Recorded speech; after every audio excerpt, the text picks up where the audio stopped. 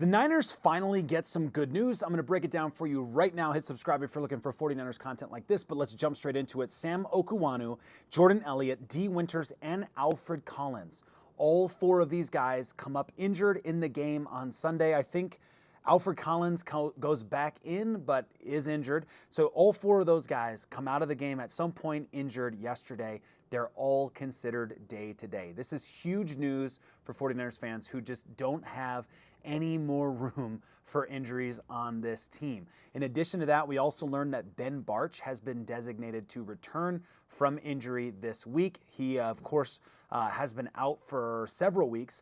And Connor Colby has had to be in, who basically now leads all rookie players in snap count or is close to that. So it's a huge benefit for the 49ers for several reasons. Number one, Ben Bartch, and he has to stay healthy, but when he's been in, he's been pretty solid. And we saw him against Buffalo last year play outstanding football before he got injured.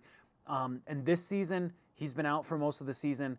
And I'm looking at Connor Colby, and I'm just looking at a guy who's a 7th-round draft pick who should not be expected to walk in and be a starter right out the gate. So I'm stoked for Connor Colby that he's going to have more time to develop. And Ben Bartch is an upgrade at the position for now.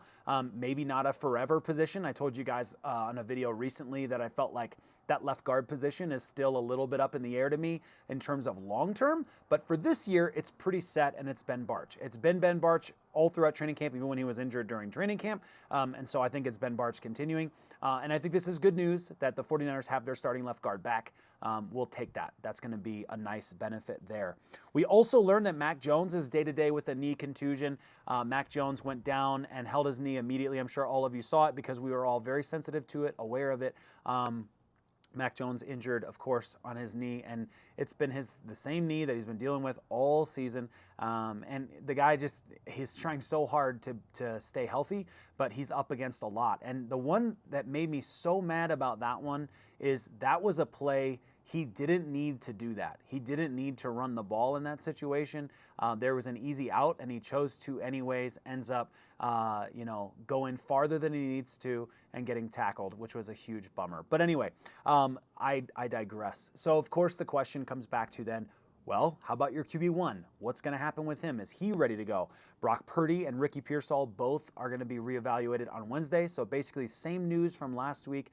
We don't have any new information from the weekend in terms of Brock Purdy's availability. Same thing with Ricky Pearsall. So the question for me, of course, on the Brock Purdy front is like, is this a situation? And I'm just trying to read between the lines here, and I might be going too far, and you can tell me in the comments if I am. Is this a situation where Brock Purdy is the guy Kyle Shanahan wants to play, but he's trying to hold him off as long as he can? And now with Mac Jones coming up injured again and coming off of a really bad game. Now, Mac Jones actually played okay, all things considering, but coming off a really bad game and a game where you definitely could have benefited from having a guy with a little more mobility. Is this how it all played out? Is it Kyle Shanahan kind of playing his cards close to his chest because he's not sure if Mac Jones comes up injured Wednesday, then Brock Purdy's going to be a go, but if Mac Jones is going, then Brock Purdy's a maybe because you don't have to commit. Why would you? I have no idea if there's a game that Kyle Shanahan's playing, but as far as I'm concerned, I think the 49ers need Brock Purdy and they need Ricky Pearsall, so I'm really hoping for good news on Wednesday. Kyle Shanahan said this about Brock Purdy: I think it's too early to say. I don't think it's a long shot, but I know he's doing better, and we'll see how he's doing Wednesday. Hopefully, if he's doing good, he'll get in some reps. So, again, playing it kind of close to the chest. What I love about it, though, is the phrase, I don't think it's a long shot for Brock Purdy to be back ready to play this week. So, positives there. Let me know in the comments how you feel about that. I feel like we need Brock Purdy back. And I'm not saying that Brock Purdy, by the way, I'm not saying if Brock Purdy played that we just win that game, but I feel like it would have given us a slightly better advantage. So I will take that. I will take those little slightly better advantages. That's probably a game we still lose based on how the rest of the game went. But you never know. You never know how these things play out when they have those guys. Something that might make you feel better, Akash tweeted this today. The Texans have been dominating opposing offensive lines all season long. The 49ers couldn't get into a flow or rhythm offensively to put them in fewer true drop-back situations. Texans' pressure rates versus their other opponents versus the Rams. Texans pressure rates were 40.6%. Seahawks 37.1%, 49ers 35.1%. I don't know if that makes you feel better or if that makes you feel worse. I'm not really sure. It makes me feel better. I feel like, there's a narrative out there that I've seen several people saying that like the Houston Texans suck, and because they had one really bad game against the Seahawks, and sure, another really bad game. I don't remember who that other game was. They had another game that was really bad this season, and they've lost several games. They lost 4 coming into the game against us. I understand why people just jump on that train and just say, oh yeah, they just suck. But that's a cold take. That's not a cold take. I'm cold. It's cold out here. That's a boring take. That's an easy take. It's a sloppy take, whatever you want to call it.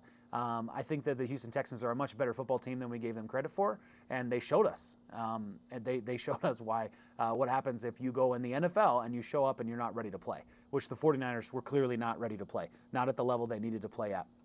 Another really good piece of news, just to close out the day today, the 49ers remaining strength of schedule, the 49ers are top 10 in remaining schedule in terms of how difficult the remaining schedule is. The Patriots, unbelievably, have the #1 best strength of schedule for the rest of the season. And the Cardinals, who are in your division, are the dead last team in terms of strength of schedule remaining, meaning they have the toughest schedule remaining in the entire NFL. So you'll take that. That's a benefit. Rams are middle of the pack, and I don't know where the Seahawks are on this chart. Where'd the Seahawks go? Seahawks are somewhere near us, right?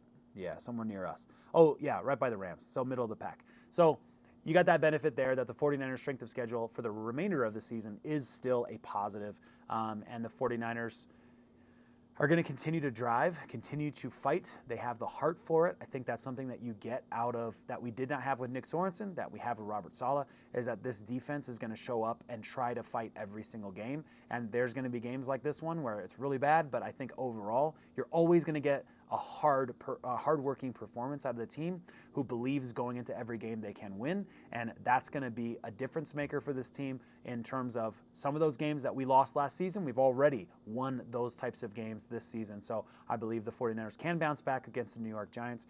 One more thought, by the way, if you're one of the folks like Shasky on 95.7 The Game, Morning Roast was like, going off about Nick Martin not playing yet. Here's what Kyle Shanahan had to say about Nick Martin in the pecking order being behind Curtis Robinson.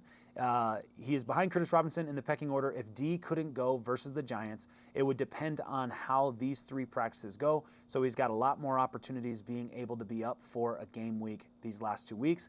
He's done really good on special teams, so I think he's coming along fine. If D can't practice, we'll see how he does in these 3 days. So Nick Martin did a great job in preseason, showed everybody what he's capable of in preseason on a bad way and in a really good way. And he's just now starting to find his feet, just now starting to gain some trust from the coaching staff. So he's still got a ways to go. I don't think that's all bad. Like, I understand, like, you want your, what he's a 3rd-round draft pick. You want him to be ready to go. And I understand that for sure. But the 49ers have the best linebacking culture in the NFL. So I'm not going to doubt the linebacking culture of the 49ers. I'm gonna trust them when things take a while to develop. I'm going to trust them when you got guys like Nick Martin, who had not had a snap in the NFL until a couple weeks ago, and he's getting some snaps at special teams. That's what you do with linebackers. You get them in special teams, and they work their way onto the field. And you've got guys like Luke Gifford and Curtis Robinson who've earned their opportunity. Curtis Robinson especially. My goodness, that guy's earned his opportunity for several years now. And apart from injuries, would have had it. So I'm excited for him to get his shot. It doesn't mean that I don't want to see Nick Martin out there on the field. I absolutely do. His body, his pace, his ability to close down players and hit an open field, like there's some upside there for sure from what we can tell, but he has to prove it first. So let me know what you guys think in the comments about all of that as always, and I'll see you next time, probably in the studio.